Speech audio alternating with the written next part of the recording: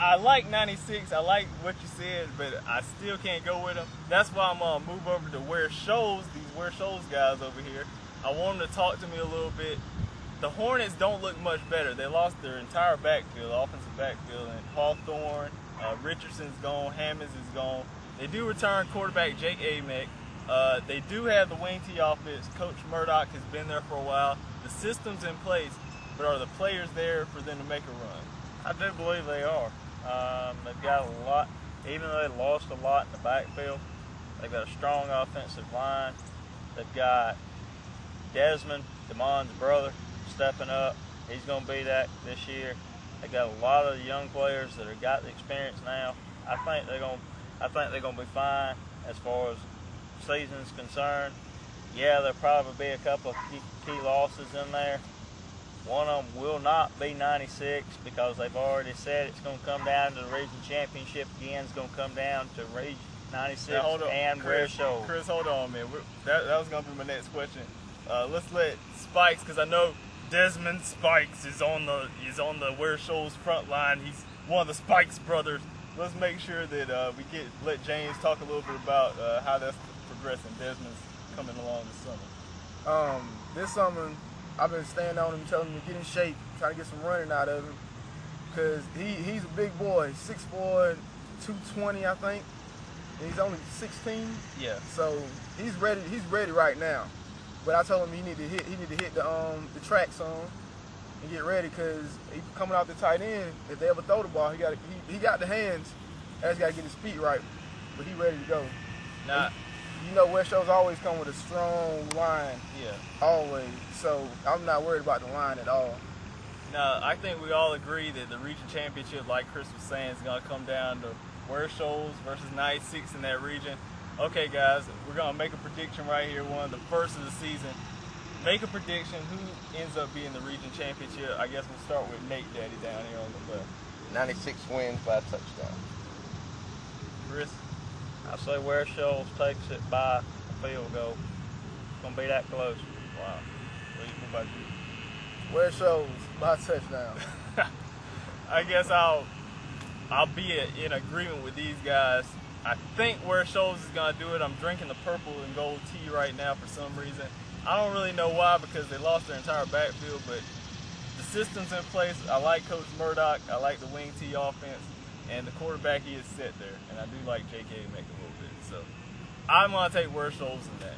All right, guys, I think I'm going to leave this with the last question. The team closest, of the five we're covering, the team closest to winning the state championship. Nate Daddy, who you got? In all honesty, I have two of them.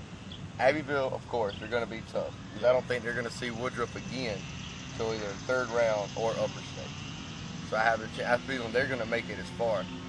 My other team is Where Shoals, just because 96 Where Shoals play on the two different sides of the brackets in 1A, Division 1 and Division 2. And Where Shoals, I'll agree, they're always tough, and they have the luxury of not playing Chesterfield.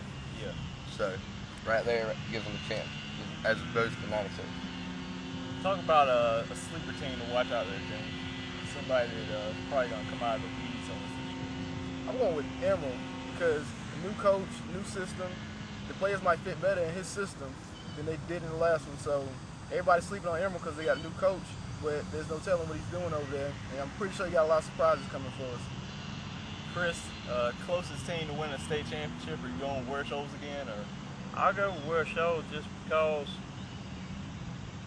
you got a lot of coaches up there that are disciplined and making sure the players get exactly what they need, and making sure they're there every week doing the job and getting the job done. Coach Murdoch leading the group again.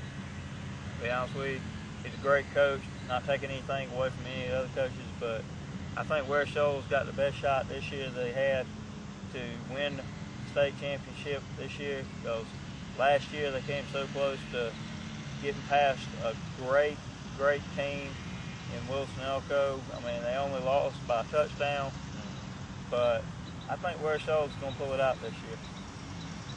before we close, guys, we're going to cut to a commercial break here from one of our sponsors. When we come back, we're going to talk a little bit about the watch list players, how we're going to do that for football this year. We don't want to be known as a chain. We actually get to know our guests. We actually get to spend time with them. When you come into Fats, it's not the same everywhere. We have our own personality in Evans, just like they have their own personality in Lexington, South Carolina. Whatever it takes to make our guests happy, we take the extra step. We don't care if you're upscale, downscale, whatever the scale, as long as you're hungry and you're nice, we'd love to have you here at Fats. I guess you could call us an unchained chain. All right, standing here with the guys again. We're about to close it out. Came back from commercial break.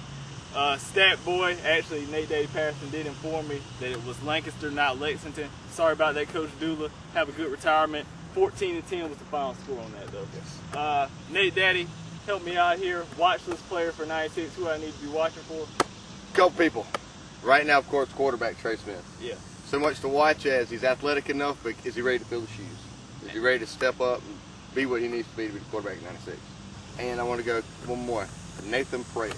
Nathan Prater. Nathan Prater, 6'7", just a man beast, three-sport phenomenon in my opinion. But football is coming out. Good big target to throw to. If he's got that throw motion, throwing it up, a 6'7" receiver is not a bad person to try to throw it to, I guess. My watch list player is a real game breaker for the Eagles offense. DJ Goodman is a really explosive player. I've been out to a couple of spring practices, Nate Daddy. He's had a real good spring getting in shape.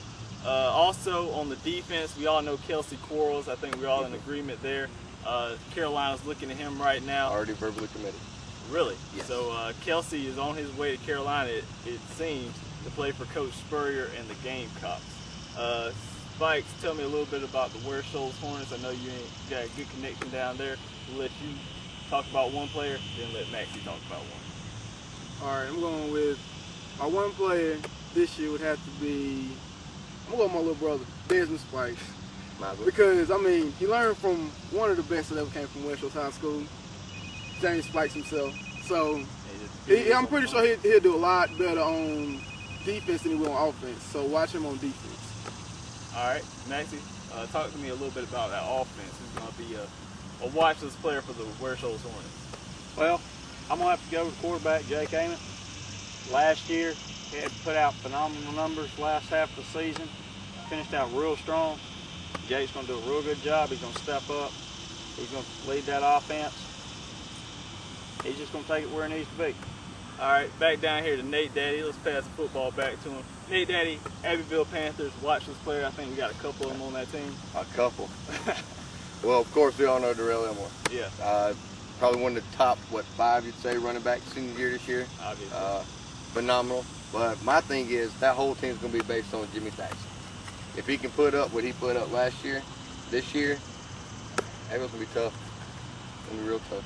To close it out, the Emerald Vikings, watch-list player I'm going with, Ontario Curry on the line, one of the Purple People Eaters on that line, 2009 version of that team. He's going to be a big leader on the defense. On the offense, I go with Reggie Haskins coming back for his senior season. A nice receiver. Hopefully Poozer can hit him on a couple of those play-action passes. I know they're going to be going to the ground a lot this year. Anything else to close out, guys, before we close out? I want to say one thing about Emerald. What's that? Something's going to help Emerald out that people really don't have any idea about special teams. With Tommy's their kicker. I know his older brother, very good kicker in his day, played at Walford. Watch Emerald come back with a down clutch, fourth quarter, needing a field goal in field goal range. He can make it. And those scores this year are going to be low scoring, so Tommy is going to be a big part of that Emerald special teams. And I've seen Tommy's older brother kick for the Carolina Forks up in Greenville, and trust me, if Tommy's younger brother can kick like his older brother, He can boot it. he can do it. Anywhere near it. I seen him. Anywhere near it. Oh, I mean, man. So, we're looking for the Tommy brothers to have a big season, one in college and then one in high school. Hopefully they'll be looking out for them this fall. For Maxie, Spikes, Nate Daddy, I'm John G. Jonathan Graves, your sports host for GreenwoodTodaySports.com. This was the Kickoff Special Preview Show, and we are out.